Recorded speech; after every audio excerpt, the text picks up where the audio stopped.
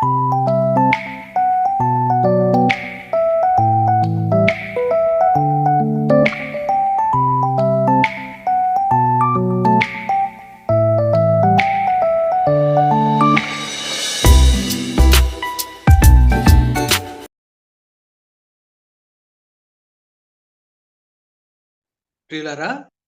ప్రభు అయిన యేసుక్రీస్తు వారి నామం పేరిట మీ అందరికి కూడా వందనాలు.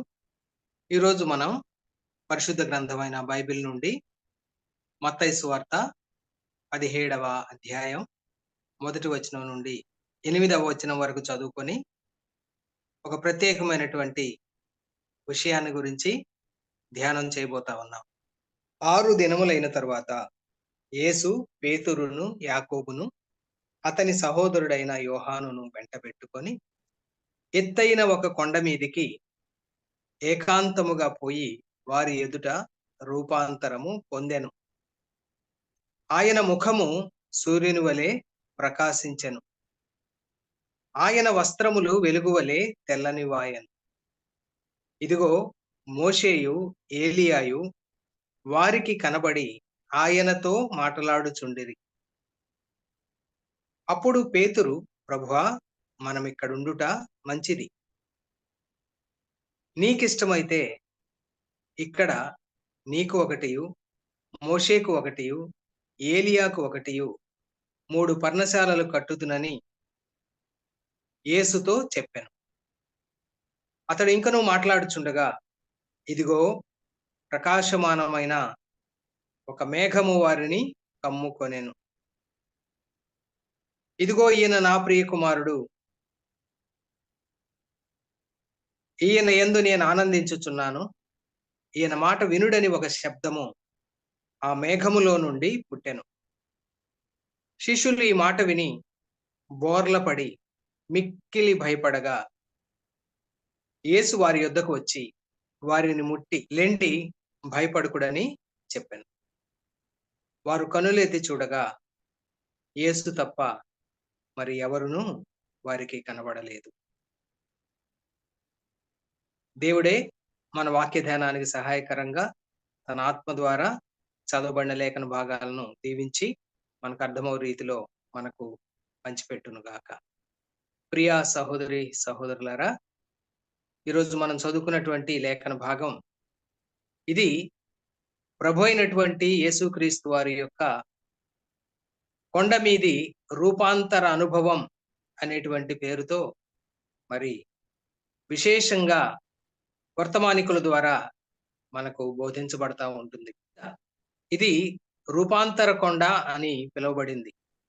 ఈ కొండ మీద మన ప్రభు అయినటువంటి యేసుక్రీస్తు వారు పొందినటువంటి రూపాంతర అనుభవంలో మనకెన్నో ఆశ్చర్యకరమైనటువంటి సంగతులు దేవుడు మనకు వెల్లడి చేస్తూ ఉన్నాడు. అవేంటో మనం తెలుసుకుందాం.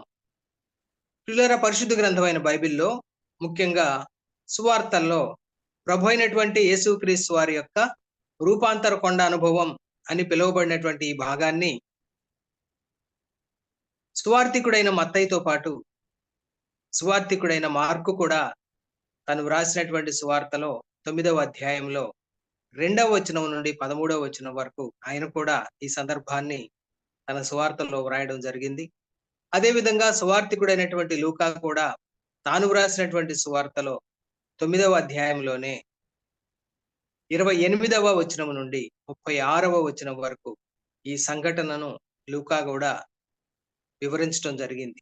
ఈ ముగ్గురు సువార్తికులు వ్రాసినటువంటి ప్రభు అయినటువంటి యేసుక్రీస్తు వారి యొక్క ఈ రూపాంతర అనుభవాన్ని మనం కలిపి గనక చదువుకున్నట్లయితే సంపూర్ణమైనటువంటి సమాచారం మనకు దొరుకుతుంది. ప్రియులారా, మన ప్రభు అయినటువంటి యేసుక్రీస్తు వారు ఒక ఎత్తైనటువంటి కొండ మీదకి తన 12 మంది శిష్యుల్లో నుండి పేతురును, యాకోబును, అతని సహోదరుడైనటువంటి యోహానును మాత్రమే తీసుకొని ఆ ఎత్తైనటువంటి కొండ మీదకి వెళ్ళి వారి ఎదుట రూపాంతరం పొందాడు. ఎందుకు ఈ ముగ్గురు శిష్యులే అని మనం ఆలోచన చేసినప్పుడు 12 మంది శిష్యుల్లో కూడా పేతురు ఎంతో పరిచర్య ఆసక్తి కలిగిన వాడని, ప్రతి సందర్భంలో కూడా ప్రభు అయినటువంటి యేసుక్రీస్తు వారిని వెన్నంటి ఉన్నవాడని, అంత మాత్రమే కాదు, ప్రభు అయిన యేసుక్రీస్తు వారు యోహాను సువార్త 21వ అధ్యాయంలో అడుగుతాడు, పేతురు, వీరందరికంటే నీవు నన్ను ఎక్కువగా ప్రేమించుచున్నావా అని అడిగిన సందర్భంలో, ప్రభువా ఆ సంగతి నీకే తెలుసు అంటాడు పేతురు.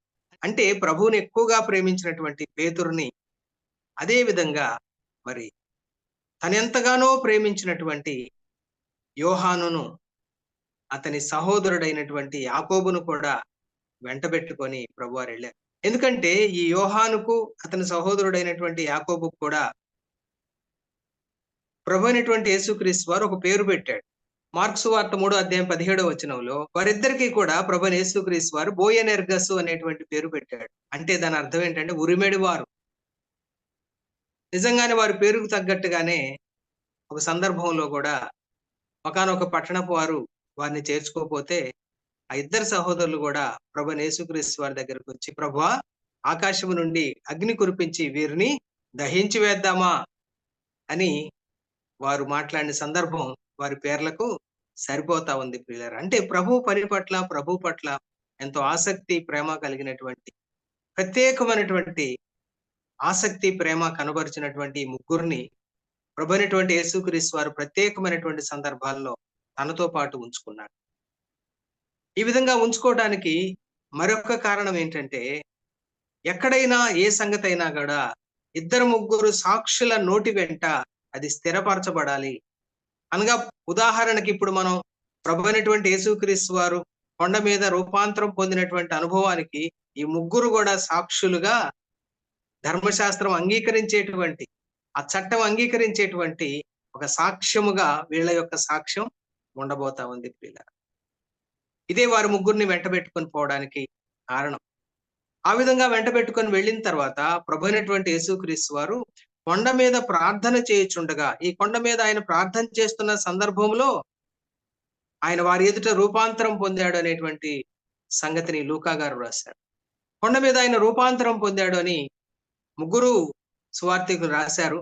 అయితే ఆయన ప్రార్థన చేయుచుండగా అనేటువంటి మాట లూకా గారు రాశారు. ఆయన ప్రార్థన చేస్తూ ఉండగా ఆయన వారి ఎదుట రూపాంతరం పొందాడు. అసలు రూపాంతరము అంటే ఏంటి? He was transfigured before them. Transfiguration అంటే టోటల్ గా, పూర్తిగా ఆయన యొక్క భౌతిక రూపం మారిపోవడం అనేది. ఏ విధంగా మారిపోయింది అనేది వివరాలు ముగ్గురు సువార్తికులు కూడా రాశారు. మనం అది గమనిద్దాం. ప్రియులారా, ఈ రూపాంతరం అనేటువంటి పదాన్ని మనము రోమా పత్రిక 12:2 కూడా చూస్తాం. అక్కడ పౌలు గారు ఏమంటాడంటే, ప్రభువైనటువంటి యేసుక్రీస్తు వారిని నమ్ముకొని రక్షణ పొందిన ప్రతి విశ్వాసిని ఉద్దేశించి పౌలు గారు ఏమంటాడంటే, మీరు అనగా ఓ విశ్వాసులారా, మీరందరూ కూడా మనస్సు మారి నూతన మగుట వలన రూపాంతరం పొందుడి అంటాడు. అంటే ఇక్కడ ప్రభువైన యేసుక్రీస్తు వారు కూడా కొండ మీద వారి ఎదుట, అనగా తన శిష్యుల ఎదుట రూపాంతరం పొందాడు. చూడండి, అది రూపాంతరం అనబడింది. ఇప్పుడు మనం కూడా రూపాంతరం పొందాలని పౌలు గారు హెచ్చరిస్తున్నాడు. అయితే ఇక్కడ మనం తెలుసుకోవాల్సిన సంగతి ఏంటంటే, ఈ రెండు కూడా డిఫరెంట్ వర్డ్స్, రెండు భిన్నమైనటువంటి పదాలు. ఇంగ్లీష్ లో కనుక మనం గమనిస్తే ప్రభువైనటువంటి యేసుక్రీస్తు వారు పొందినటువంటి రూపాంతరం అది ట్రాన్స్ఫిగరేషన్ అనబడింది. అంటే ఫిగర్ అంటే భౌతిక రూపం మారిపోయింది. నిజానికి ప్రభువైన యేసుక్రీస్తు వారు అంతరంగంలో దేవుడై ఉన్నాడు. ఆయన మానవుడిగా ఈ లోకానికి వచ్చినప్పటికీ కూడా ఆయన అంతరంగాన దేవుడై ఉన్నాడు. ఎందుకంటే కొలస్సై 2:9 చూస్తే దైవత్వం యొక్క సర్వ పరిపూర్ణత శరీరముగా క్రీస్తులో నివసించింది అంటాడు ఆయన. అంతరంగంలో ఆయన దేవుడై ఉన్నాడు. మానవుడిగా ఈ లోకములో సంపూర్ణమైనటువంటి మానవుడిగా జీవించాడు. అదే సమయంలో ఆయన సంపూర్ణమైనటువంటి దేవుడు ప్రియులారా. అయితే ఈ కొండ మీద ఆయన దేవునిగా ఆయన ఏమై ఉన్నాడో ఆ విధంగా ఆయన రూపాంతరం పొందినట్లుగా మనం చూస్తా ఉన్నాం. అయితే రోమాపత్రిక 12:2 వాడబడినటువంటి పదం ఇంగ్లీష్ లో ట్రాన్స్ఫర్మేషన్. అంటే మనస్సు మారి, అంటే ఇది అంతరంగంలో జరిగేటువంటి మార్పు. ప్రభువైన యేసుక్రీస్తు వారేమో అంతరంగములో దేవుడై ఉన్నాడు. భౌతికంగా కూడా కొండ మీద రూపాంతరం పొందాడు ఆ దేవుని యొక్క రూపాన్ని. అదే సమయంలో మానవులుగా మనం అంతరంగంలో ఏమై ఉన్నాము? మన అంతరంగం అంతా కూడా భయంకరమైనటువంటి పాపంతో నిండి ఉన్నటువంటి అంతరంగం, దేవునికి అయిష్టమైన సంగతులతో నిండి ఉన్నటువంటి అంతరంగం. కాబట్టి మనం రక్షించబడిన దినం మొదలుకొని మన మనస్సు మారాలి, మన అంతరంగం మారాలి. మనం ప్రభువుని నమ్ముకున్న దినాన మన పాపాలను ఆయన రక్తంతో కడిగాడు, పవిత్రపరిచాడు. మన హృదయంలోకి ఆయనే ఆత్మరూపిగా వచ్చాడు. మనం రక్షించబడ్డాం. ఇక రక్షించబడిన దినం మొదలుకొని మన మనస్సు మారాలి. ఇది డైలీ ప్రాసెస్. మన మనస్సు మారి రూపాంతరం పొందాలి. ప్రతి దినము కూడా మన పాత పాప స్వభావం, పాత అలవాట్లు, పాత పాపపు ఆలోచనలు ఇవన్నీ మారి మనం రూపాంతరం పొందాలి. ఇది ఈ 2 పదాలకు ఉన్నటువంటి తేడా. ప్రభువైన యేసుక్రీస్తు వారు పొందిన రూపాంతరానికి, మనం పొందవలసినటువంటి రూపాంతరానికి ఉన్నటువంటి వ్యత్యాసం ఇది ప్రియులారా. అదేమో ట్రాన్స్‌ఫిగరేషన్ అనబడింది. ఇది ట్రాన్స్‌ఫర్మేషన్. మనం అందరం పొందవలసిన ట్రాన్స్‌ఫర్మేషన్. మత్తయి సువార్త 17వ అధ్యాయం 2వ వచనంలో ఆయన ముఖము సూర్యుని వలె ప్రకాశించెను అని రాశాడు మత్తయి గారు. అంటే అప్పటి వరకు వారితో పాటు ఒక సాధారణమైనటువంటి మానవుడిగా ఉన్నటువంటి ఆయన ముఖం, ఒక మానవుని ముఖం అది సూర్యుని వలె ప్రకాశించిందంట. ఎప్పుడైతే ఆయన రూపాంతరం పొందాడో ఆయన ముఖం సూర్యుని వలె ప్రకాశించిందట. లూకా సువార్త 9:29లో లూకా గారు ఏం రాశారంటే ఆయన ముఖ రూపము మారెను. ఎలా మారింది? సూర్యుని వలె ప్రకాశించిందట ముఖం.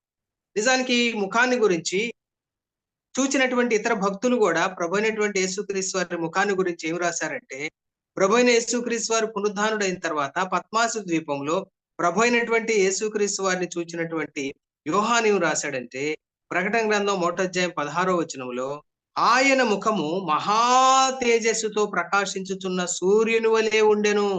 చూడండి, ప్రభువైనటువంటి యేసుక్రీస్తు వారి ముఖాన్ని ఆయన వర్ణిస్తూ ఉన్నాడు. మహా తేజస్సుతో ప్రకాశిస్తున్న సూర్యుని వలె ఉన్నాడట ప్రభువైన యేసుక్రీస్తు వారు. అదే విధంగా దమస్కు మార్గములో అపోస్తుడైన పౌలు సౌలుగా ఉన్నప్పుడు, ఆ దమస్కు మార్గంలో ప్రయాణిస్తున్నప్పుడు పునరుద్ధానుడైన ప్రభువుని, మహిమలో ఉన్న ప్రభు అయినటువంటి యేసుక్రీస్తు వారిని చూచినప్పుడు ఆ దర్శనాన్ని పౌలు ఏ విధంగా వర్ణించాడు ప్రభు అయిన యేసుక్రీస్తు వారిని గూర్చి అంటే, అపోస్తుల కార్యముల గ్రంథం 22వ అధ్యాయం 13వ వచనంలో సూర్య తేజస్సు కంటే మిక్కిలి ప్రకాశమానమైనటువంటి వెలుగుతో ప్రభు అయినటువంటి యేసుక్రీస్తు వారు అక్కడ ఆయనకి దర్శనం ఇచ్చినట్లుగా మనం చూస్తాం ప్రియులారా. అదే విధంగా 26వ అధ్యాయంలో కూడా, అపోస్తుల కార్యముల గ్రంథం 26వ అధ్యాయంలో కూడా ఆయన రాజు అయినటువంటి అగ్రిప్ప ముందు సాక్ష్యం ఇస్తూ తాను ఆ దమస్కు మార్గములో ప్రభు అయినటువంటి యేసుక్రీస్తు వారిని దర్శించినప్పుడు ఒక గొప్ప వెలుగును దర్శించినట్లుగా ఆయన వ్రాయడం జరిగింది ప్రియులారా. అంటే మన ప్రభు అయినటువంటి యేసుక్రీస్తు వారు నిజానికి ఏమై ఉన్నాడంటే ఆయన వెలుగై ఉన్నాడు. సూర్య తేజస్సును మించినటువంటి వెలుగును కలిగినటువంటి వాడు. ఆయనే వెలుగై ఉన్నటువంటి వాడు. ఈ భూలోకానికి శరీరధారిగా ఒక మానవునిగా యేసు అనేటువంటి పేరుతో రాకముందు మన ప్రభు అయినటువంటి యేసుక్రీస్తు వారు దేవుడిగా ఆయన ఏమై ఉన్నాడంటే ఆయన వెలుగై ఉన్నాడు. ఆయనలో చీకటి ఎంత మాత్రము లేదు. ఆయన గొప్ప వెలుగు, ఆయన నిజమైన వెలుగు. ఆ వెలుగు ఈ లోకానికి వచ్చింది. ఆ వెలుగుని మానవుడు చూచాడు ప్రియులారా. యోహాను అన్నాడు, యోహాను సువార్త 3వ అధ్యాయంలో 19వ వచనంలో ఆ వెలుగు లోకములోనికి వచ్చెను అన్నాడు. అవును, మన ప్రభువైన యేసుక్రీస్తు వారు పాపముతో నిండినటువంటి చీకటి లోకంలోకి ఒక వెలుగుగా, నిజమైన వెలుగుగా, గొప్ప వెలుగుగా మన ప్రభువైన యేసుక్రీస్తు వారు వచ్చాడు. అయితే ఆయనకున్నటువంటి ఆ మహిమనంతటినీ కూడా తగ్గించుకొని మనలాంటి ఒక మానవుడిగా ప్రభువైన యేసుక్రీస్తు వారి లోకంలో జన్మించాడు ప్రియులారా. అయినప్పటికీ కూడా నిజానికి ఆయన ఏమై ఉన్నాడంటే ఇప్పుడు ఈ కొండ మీద ఆయన పొందిన రూపాంతర అనుభవంలో ఆయన నిజానికి ఏమై ఉన్నాడో ఆ రూపాన్ని, ఆ నిజ రూపాన్ని దర్శించేటువంటి భాగ్యం అక్కడ ఉన్నటువంటి 3 శిష్యులకి కలిగినట్లుగా మనం చూస్తా ఉన్నాం. ఇది ఎంత గొప్ప భాగ్యం ప్రియులారా. ప్రభు అయినటువంటి యేసుక్రీస్తు వారు ఈ లోకానికి వస్తాడని, ఆయన గొప్ప వెలుగుగా వస్తాడని ప్రవక్తలు కూడా ముందుగానే ప్రవచించారు. ఉదాహరణకు ఒక్క ప్రవచనం మనం గమనించుకుంటే యెషయా గ్రంథం 9వ అధ్యాయం 2వ వచనంలో చీకటిలో నడుచు జనులు గొప్ప వెలుగును చూచుచున్నారు. మరణ ఛాయ గల దేశ నివాసుల మీద వెలుగు ప్రకాశించును. ఇది ప్రభు అయినటువంటి యేసుక్రీస్తు వారి మానవ జన్మను గూర్చినటువంటి ప్రవచనం. అది ఏ విధంగా నెరవేరిందో మనం ఇప్పుడు చూస్తున్నాం. నిజానికి మన ప్రభు ఏమై ఉన్నాడంటే ఆయన నిజమైన వెలుగు ఉన్నాడు. యేసు ప్రభు వారు కూడా యోహాను సువార్త 8వ అధ్యాయం 12వ వచనంలో అన్నాడు, నేను లోకమునకు వెలుగును, నన్ను వెంబడించువాడు చీకటిలో నడువక జీవపు వెలుగు కలిగి ఉండును. అలాంటి వెలుగై ఉన్నటువంటి ఆ ప్రభు భౌతికంగా ఆయన తన్ను తాను తగ్గించుకున్నప్పుడు ఆయన సాధారణమైనటువంటి మనలాంటి మానవుడిగా కనబడ్డాడు. కానీ ఆ కొండ మీద ప్రభు అయినటువంటి యేసుక్రీస్తు వారు రూపాంతరం పొందిన తర్వాత నిజానికి ఆయన ఏమై ఉన్నాడో ఆయన యొక్క నిజ స్థితిని అక్కడ ఉన్నటువంటి ముగ్గురు శిష్యులు చూడగలిగారు ప్రియులారా. అది ఆ రూపాంతర కొండ మీద ప్రభు అయినటువంటి యేసు స్వామి యొక్క నిజరూప దర్శనం. ఆయన వస్త్రాలు కూడా వెలుగు వలె తెల్లనివైనాయట. లూకా సువార్త 9:29లో లూకా గారు అంటాడు, ఆయన వస్త్రములు తెల్లనివై ధగధగా మెరిసెను. చూడండి, ఆయన ముఖరూపం మారడం మాత్రమే కాదు, ఆయన ధరించిన వస్త్రాలు కూడా తెల్లనివైనాయట.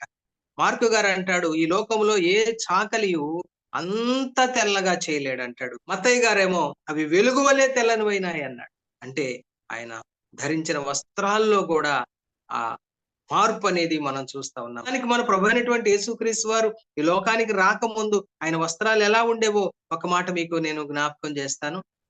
104వ కీర్తన మొదటి 2 వచనాలు చూడండి. మహిమను ప్రభావాన్ని ఆయన ధరించి ఉన్నాడట. 2వ వచనం, వస్త్రము వలె వెలుగును నీవు కప్పుకొని ఉన్నావు. చూడండి ఎంత స్పష్టంగా ఆయన వస్త్రాలు, వెలుగే ఆయన వస్త్రం. వస్త్రము వలె వెలుగును నీవు కప్పుకొని ఉన్నావు. ఇప్పుడు ఈ రూపాంతర కొండ మీద ప్రభు అయినటువంటి యేసుక్రీస్తు వారు రూపాంతరం పొందిన తర్వాత ఆయన ముఖరూపం మారింది, ఆయన వస్త్రాలు మారినాయి. తర్వాత ఆ కొండ మీద జరిగిన సంగతి మనం గమనించినప్పుడు మత్తయి సువార్త 17:3, ఇదిగో మోషేయు ఏలియాయు వారికి కనబడి ఆయనతో మాటలాడుచుండిరి. ఇక్కడ ఒక ఆశ్చర్యకరమైనటువంటి సంఘటన మనం చూస్తాం ప్రియులరా.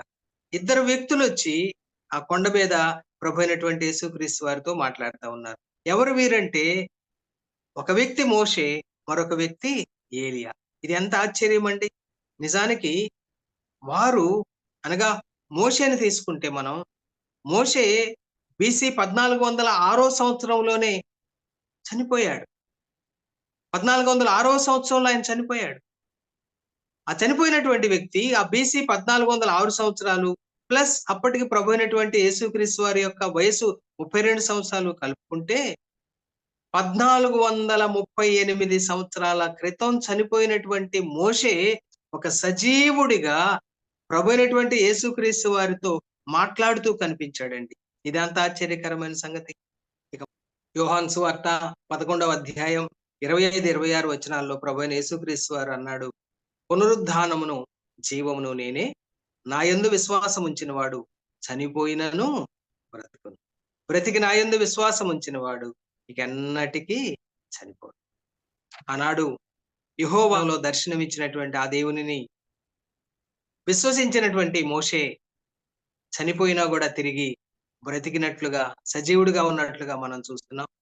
ప్రియులారా, ఇక ప్రవక్త అయినటువంటి ఎలీషా విషయాన్ని గనక మనం ఆలోచన చేసినట్లయితే, ప్రభు అయినటువంటి యేసుక్రీస్తు వారు కొండ మీద రూపాంతరం పొందినటువంటి ఆ సమయానికి సుమారుగా 885 సంవత్సరాల క్రితం, అంటే BC 853వ సంవత్సరం, అప్పటికి ఇశ్రాయేలు రాజు అయినటువంటి ఆహాబు చనిపోయినటువంటి సంవత్సరానికి ప్రవక్త అయినటువంటి ఏలియా అగ్ని గుర్రములు కలిగినటువంటి అగ్ని రథము మీద సుడిగాలి చేత పరలోకానికి ఆరోహణుడయ్యాడని రాజుల 2వ గ్రంథం 2వ అధ్యాయం 11వ వచనంలో రాయబడింది. అంటే క్రీస్తు ప్రభు వారి పూర్వం BCలో 853 సంవత్సరాలు.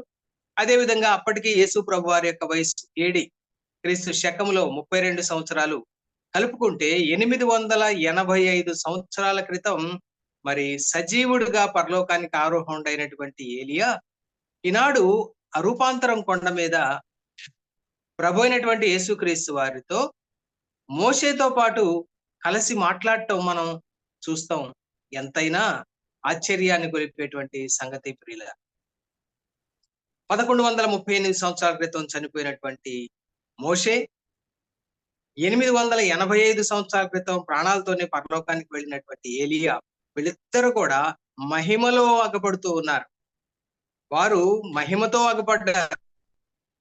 అంటే ప్రభువు నమ్ముకున్న వారు మహిమపరచబడతారని పరిశుద్ధ గ్రంథం చాలా స్పష్టంగా తెలియజేస్తా ఉంది ప్రియులారా. యోహాను సువార్త 17వ అధ్యాయం 22, 23, 24 వచనాల్లో యేసు ప్రభువారు చాలా స్పష్టంగా చెప్పాడు. ఆ మేడగదిలో ప్రభువైన యేసుక్రీస్తు వారు తండ్రికి చేసినటువంటి ప్రార్థనలో, తండ్రి నీవు నాకు అనుగ్రహించిన మహిమను నేను వారికి ఇచ్చితిని అన్నాడు. వారికి అనగా తనతో పాటు ఉన్నటువంటి, తనను నమ్ముకొని రక్షణ పొందినటువంటి తన శిష్యులకు ఇచ్చాను అని స్పష్టంగా చెప్తున్నాడు. ఆ శిష్యులకు మాత్రమే కాదు, వారి ద్వారా సువార్త విని యేసు ప్రభువుని నమ్ముకున్నటువంటి వారికి కూడా ఆ భాగ్యం అనుగ్రహించబడింది అని తెస్సలోనిక 2వ పత్రిక 2వ అధ్యాయం 14వ వచనంలో పౌలు గారు చాలా స్పష్టంగా వ్రాసాడండి. నేను మీ కొరకు చదువుతున్నాను, గమనించండి. మీరిలాగున రక్షింపబడి మన ప్రభు అయిన యేసుక్రీస్తు యొక్క మహిమను పొందవలెనని ఆయన అనగా ఆ తండ్రి అయినటువంటి దేవుడు మా సువార్త వలన, పౌలు గారు అంటున్నాడు, మా సువార్త వలన మిమ్మును పిలిచెను. ఆనాడు తెస్సలోనిక పట్టణస్థులను, ఈనాడు ప్రపంచవ్యాప్తంగా ఉన్నటువంటి అన్యజనాంగమైనటువంటి మనల్ని కూడా ఈ సువార్త వలనే పిలిచాడు. ఆ సువార్తను విని ప్రభు అయిన యేసుక్రీస్తుని విశ్వసించిన మనలను కూడా ఆయన మహిమపరిచాడు ప్రియులారా.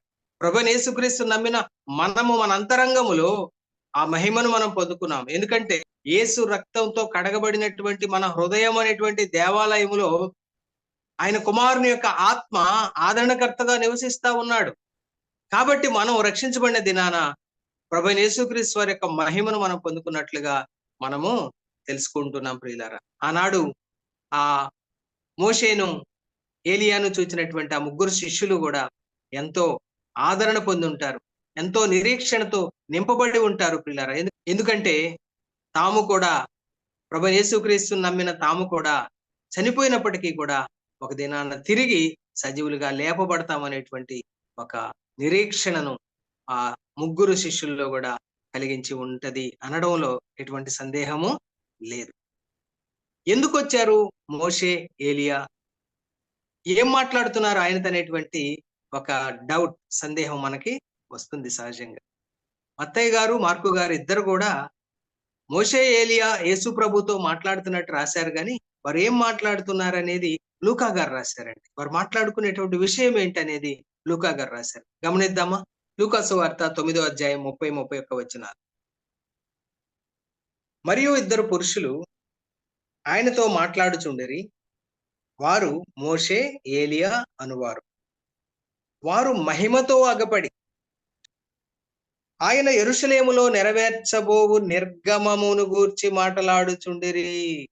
చూడండి, వారు దేని గురించి మాట్లాడుతున్నారు, ఏ సంగతి మాట్లాడుతున్నారంటే ప్రభువైన యేసుక్రీస్తు వారు మరికొద్ది దినాల్లో యెరూషలేములో నెరవేర్చబోయేటువంటి, జగత్తు పునాది వేయబడక మునిపే ఏర్పాటు చేయబడినటువంటి ఆ ప్రణాళిక, ప్రభువైనటువంటి యేసుక్రీస్తు వారి యొక్క నిర్గమమును గురించినటువంటి ప్రణాళిక నెరవేర్చడం గురించి వారిద్దరు కూడా యేసు ప్రభు వారితో మాట్లాడుతున్నారట పిల్లారా. అసలు మోషేనే ఎందుకు వచ్చాడు, ఏలియా ఎందుకు వచ్చాడు? పాత నిబంధనలో ఆదాము తర్వాత అతని సంతతిలో షేతు మొదలుకొని అనేక మంది భక్తులు ఉన్నారు. హానోకు, నోవహు, ఇంకా అనేక మంది భక్తులు ఉన్నారు. అబ్రహాం ఉన్నాడు, దావీదు ఉన్నాడు, ఇంకా అనేక మంది ఉన్నారు భక్తులు.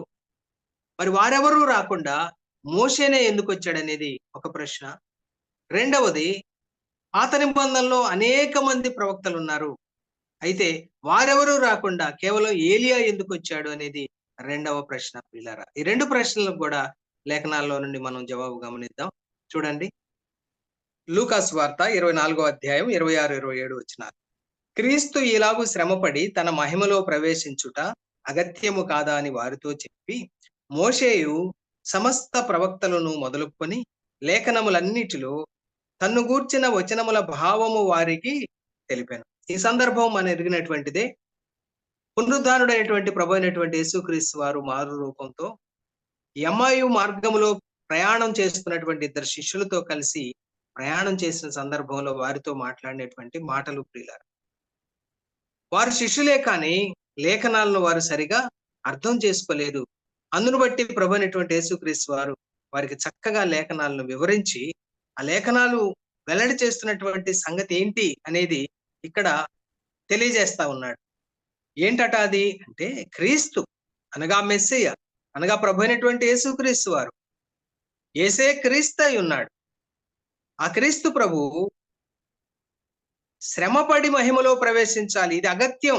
ఎందుకు ఇది ముందుగానే నిర్ణయింపబడినటువంటి ఒక ప్రణాళిక. మన రక్షణ ప్రణాళికలో ఇది భాగం. తర్వాత ఇదే లూకా సువార్త 24వ అధ్యాయంలో 44 నుండి 47 వచనాలు కూడా మనం చూద్దాం.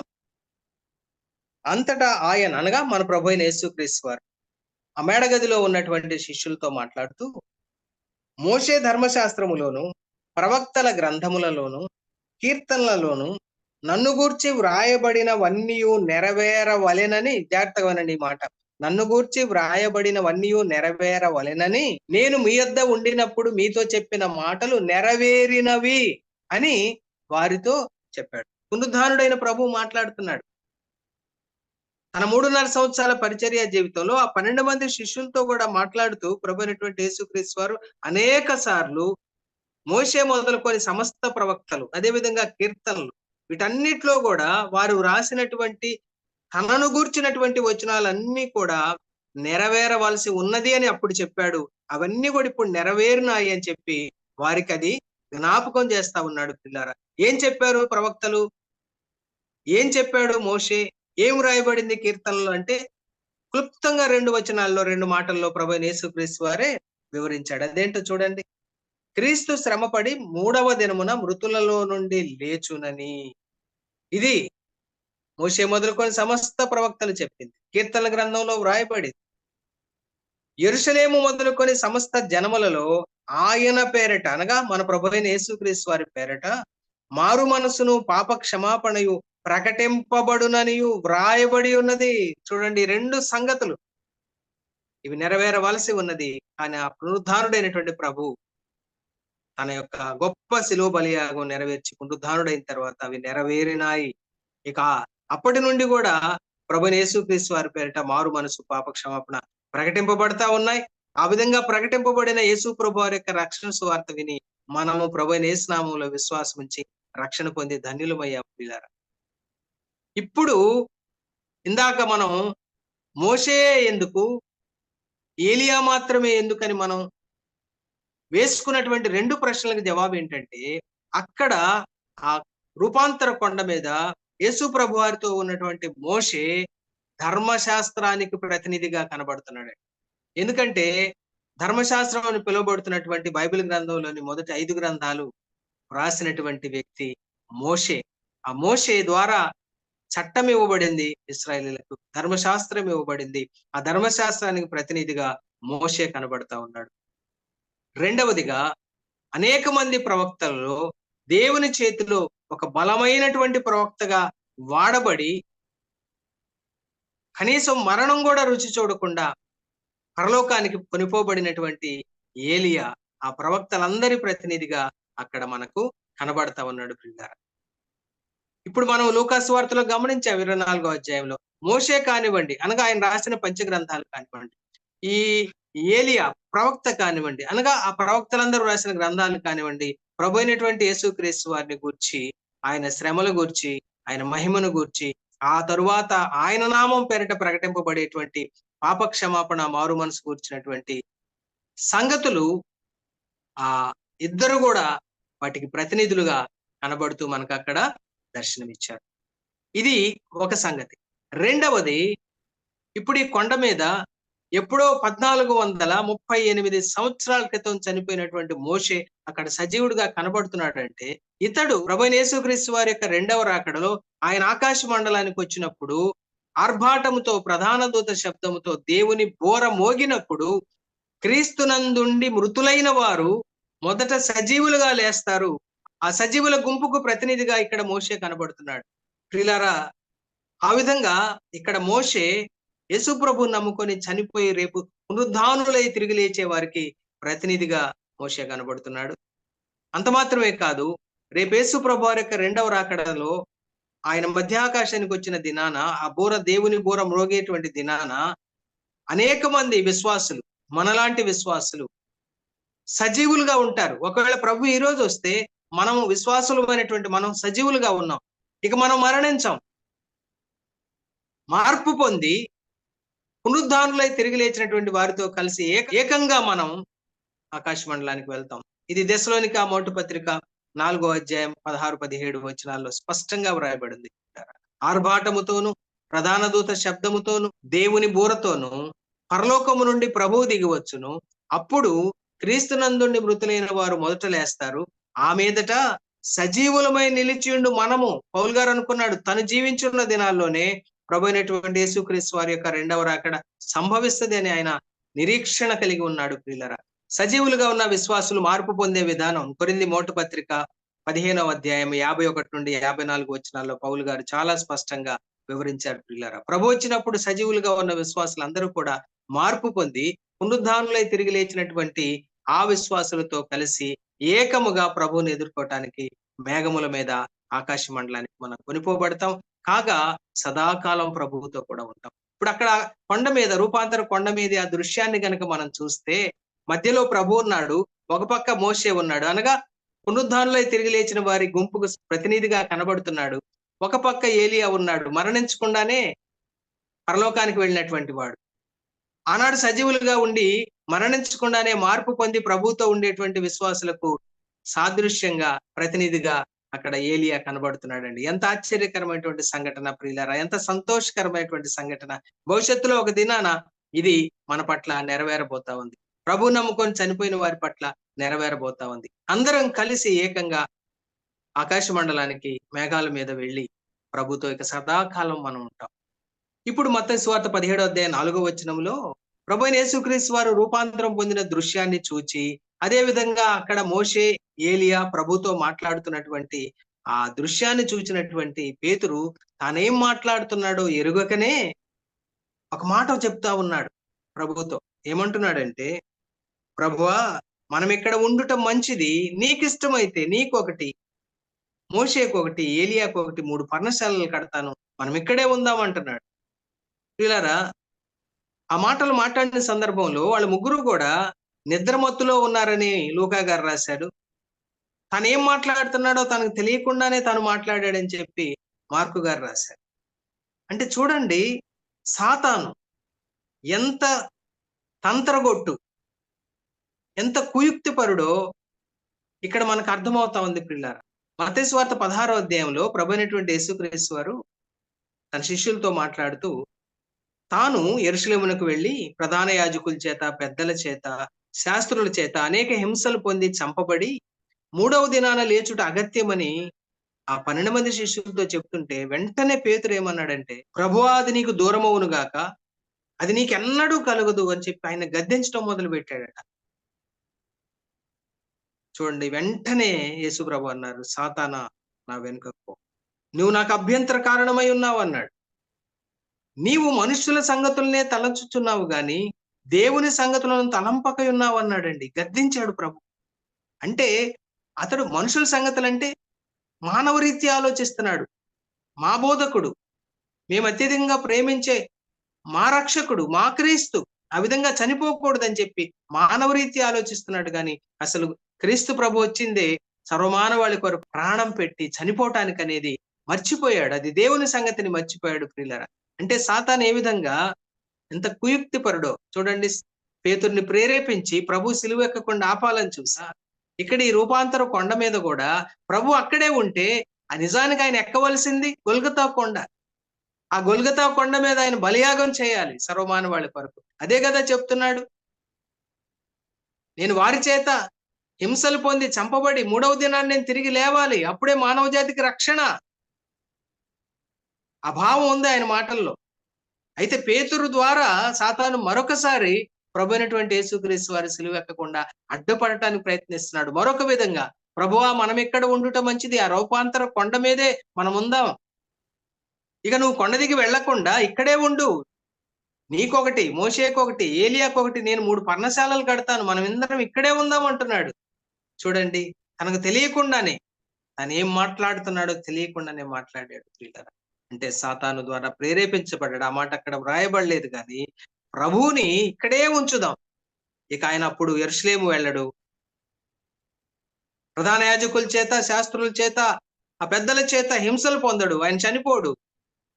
పేతురు మనుష్యుల సంగతులను ఆలోచిస్తున్నాడు కానీ దేవుని సంగతులను ఆలోచించలేకపోతా ఉన్నాడు పిల్లారా. ఇది కూడా ఒక సాతాను ట్రిక్ అని చెప్పాలి, కుయుక్తి.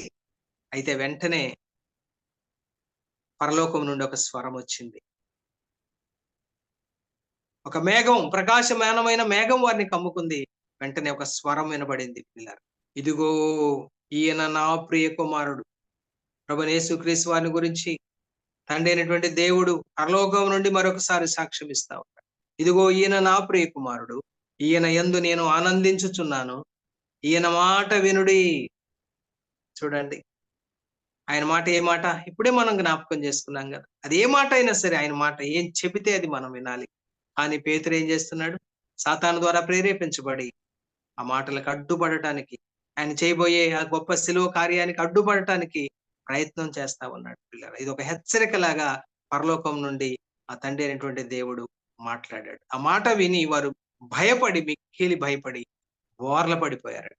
యేసు వారి యొద్దకు వచ్చి వారిని ముట్టి, లెండి భయపడకుడని చెప్పాను. వారు కన్నులెత్తి చూడగా యేసు తప్ప మరి ఎవరునూ వారికి కనబడలేదు. ప్రియా సహోదరి సహోదరులారా, చూడండి, మిక్కిలి భయపడినటువంటి ఆ ముగ్గురు శిష్యుల దగ్గరికి వచ్చి వారి భుజాలు తట్టి, వారి వెన్ను తట్టి, వారిని లేవనెత్తి భయపడొద్దు అని చెప్పాడు. ఈ లోకంలో ప్రియులారా, భయముతో ఉన్నటువంటి మానవుడికి ధైర్యం ఇచ్చే దేవుడు ప్రభువైనటువంటి యేసుక్రీస్తు వారు. మనం ఎలాంటి పరిస్థితిలో ఉన్నా, ఎంత భయంకరమైన పరిస్థితుల్లో ఉన్నా, ధైర్యం ఇచ్చి లేవనెత్తే ప్రభువు మన ప్రభువు. పడిపోయిన వారిని లేవనెత్తేవాడు మన ప్రభువైనటువంటి యేసుక్రీస్తు వారు. ఆనాడు మిక్కిలి భయపడినటువంటి ఆ ముగ్గురు శిష్యుల వెన్ను తట్టి వారికి ధైర్యం ఇచ్చి లేవనెత్తాడు ప్రియులారా. అక్కడ యేసు తప్ప మరెవరూ కనబడలేదు. ఇది కూడా ఒక పాఠం. యేసుతో పాటు మోషే కావాలనుకున్నాడు పేతురు. యేసుతో పాటు ఏలియా కావాలనుకున్నాడు పేతురు. కానీ వారిద్దరు వెళ్ళిపోయారు ప్రియులారా. యేసు తప్ప మరెవరూ అక్కడ లేరు. అంటే యేసయ్య తప్ప మన జీవితంలో మరొకరు మనకు అక్కర్లేదు. ఈయనే చాలిన దేవుడు. ఈయనే సరిపోయిన దేవుడు. ఈయనే నిజముగా లోక రక్షకుడు. నా రక్షకుడు. పాపుల రక్షకుడు. అలాంటి రక్షకుణ్ణి ఆనాడు వారు ఆ రూపాంతర దర్శనం చూచిన తర్వాత ఆ రక్షకుని యొక్క సువార్త కొరకు, ఆయన సాక్ష్యము కొరకు వారు తమ ప్రాణాలు పెట్టారు పిల్లలు. ప్రభువైన యేసుక్రీస్తు వారు సర్వమానవాళి కొరకు సిలువలో ఆ గొప్ప బలియాగం చేసి చనిపోయి పునరుద్ధానుడై తిరిగి లేచి పరలోకానికి వెళ్ళిన తర్వాత ఆ పెంతెకోస్తు దినాన పరిశుద్ధాత్మ శక్తిని పొందుకున్నటువంటి ఆ మేడగదిలోని శిష్యులందరూ కూడా ప్రపంచానికి నలుమూలలా కూడా వెళ్ళి సువార్త ప్రకటించి, ఆ సువార్త ప్రకటిస్తూ తమ ప్రాణాలను కూడా ధారపోశారండి. ఆ సువార్త కొరకు ధారపోశారు. హతసాక్షులుగా వారు మిగిలిపోయారు. ఒక్క యోహాను తప్ప. అలాంటి ప్రభువైనటువంటి యేసుక్రీస్తు వారి యొక్క రూపాంతర కొండ అనుభవం ఇచ్చినటువంటి ధైర్యం అది. ప్రభువైన యేసుక్రీస్తు వారి యొక్క రూపాంతర కొండ అనుభవం వారిలో ఒక నిరీక్షణను, ఒక స్థిర విశ్వాసాన్ని కలుగజేసినట్లుగా తరువాత చరిత్రలో మనం గమనించగలం. ఇదే రూపాంతర కొండ అనుభవంలోని ఆశ్చర్యకరమైనటువంటి సంగతులు ప్రియులారా. దేవుడు ఈరోజు మనకు వినిపించిన మాటలను తానే మన హృదయాల్లో నీరు కట్టి ఫలింపచేయును గాక. దేవుడు తన మాటలను దీవించును గాక. ఆమేన్. మీ అందరికీ వందనాలు.